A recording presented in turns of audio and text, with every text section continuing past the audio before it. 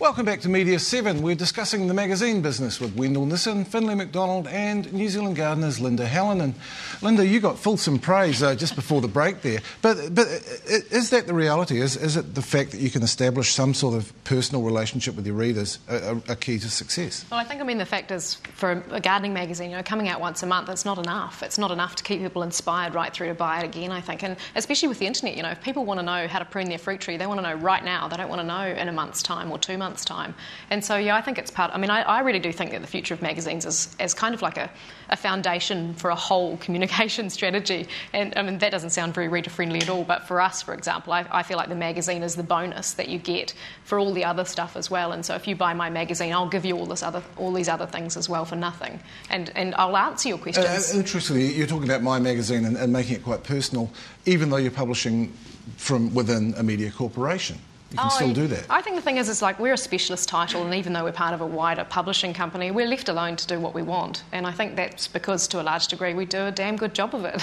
You're very lucky to be left alone. But it's very unusual because I've worked for this magazine 10 years ago when it was in quite a state of almost crisis after the last recession, and we were interfered with all the time. Yeah. So a day didn't go by where someone came in and said, I think you should change the font colour to purple. You know what I mean? They literally interfered in all those things. I think one group that's actually been able to take advantage of that personal connection is the independent publishers. Magazines have been the place where indies can flourish. In the 90s, it seemed like if you could get together a magazine about cars or technology or food, you could do okay. Are the indies going to continue to prosper? If I ever edited a magazine again, and I doubt I ever will, it would be for an independent, mainly for the reasons that you were talking about. You don't have a cast of thousands coming to your office with their ideas on font colours and story ideas. They also they can take more risks. They literally can say, let's try that cover. If it doesn't work, it's not, whereas in the bigger companies, sales departments will get upset, clients will get upset, so they can take more risk. And there's just more opportunity for creativity. Every time you have an idea, you're not going to have it knocked down by 10 people. You can actually go with that idea. And I think New Zealand Gardener, you're not so independent, but Healthy Food Guide is a classic example of a really flourishing independent magazine, and the ideas in there... And they saw a niche, didn't they? They saw a niche, the ideas they come up with... But they thought, we've got and I've looked different. At a lot of their ideas and gone, never would have got past ACP. They would have just gone, all New Zealand mags. Themselves as well, which is unusual. They actually did identify a strong niche that no one else was tapping into at all. But the marketing talk can obscure the fact that some people just want to start a magazine because they want to start a magazine. They're not necessarily seeing a niche in the market.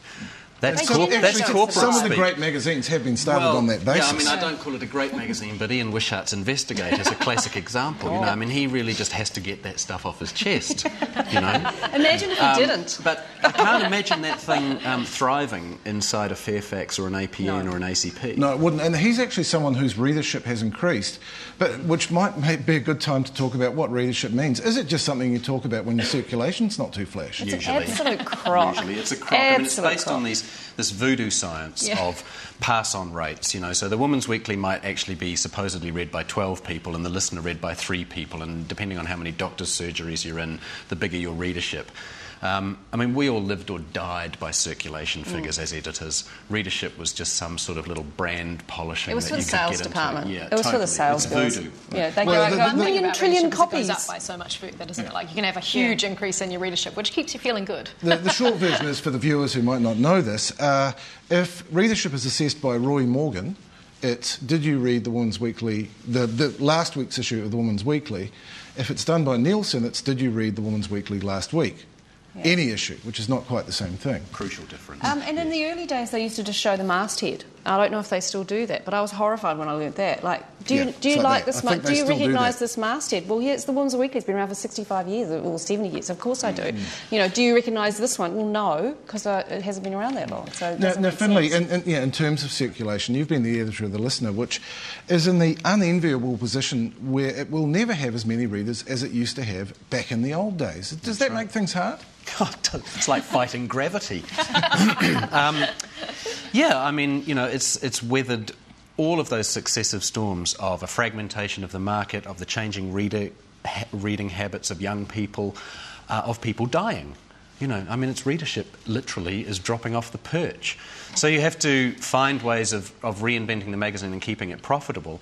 But circulation was the that was the bottom line. I mean, readership meant very little to any editor, as far as I know. I mean, it was pleasant, but you know. The thing about magazines is I think we have a really... we're too fond of magazines here, and we think they should live forever, but they don't. You know, New Zealand Gardener won't live for 100 years. It might peak and then drop off. 65 next 65. year. So.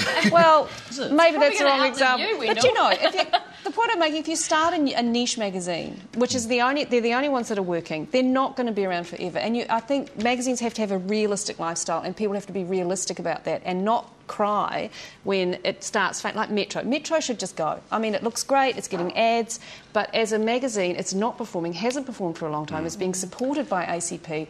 But the advertisers like it. If you talk to the media buyers, I don't they love care. it. It's not a good magazine. It's a beautiful magazine, but it's not a good magazine. And I think had it been allowed to die its natural death, you know, when it was down to what, 10, 11, 12,000 So is this copies? what's happened to Lad Mags? Because the decline of the Lad Mag is one of the most striking stories in that business. They were everything in the late 90s, and now no one wants to buy them. Well, this is exactly my point. Let them go. There'll be another one coming along. Yes, and I suspect that there were a couple of quite original Lad Mags that were quite good in that laddish way, and then everyone piled in and imitated, and the whole market was diluted, and then the lads grew up. Yeah. You know, and a new generation of lads did not appear.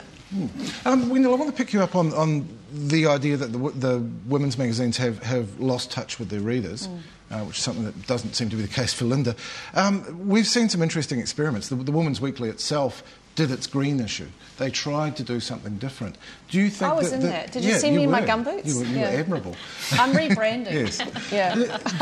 Do you expect we'll see more of that?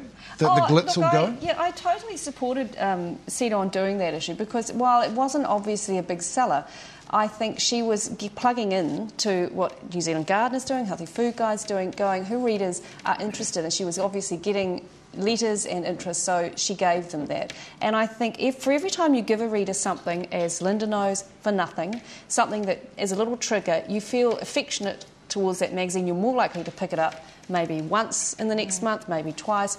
The more it answers what you want to read, the more that you'll pick it up. And I think the green was a very interesting experiment for her, and I think there should be more of those experiments in the mass market, especially the weekly, which tends to be a bit softer and a bit more cosy and homely.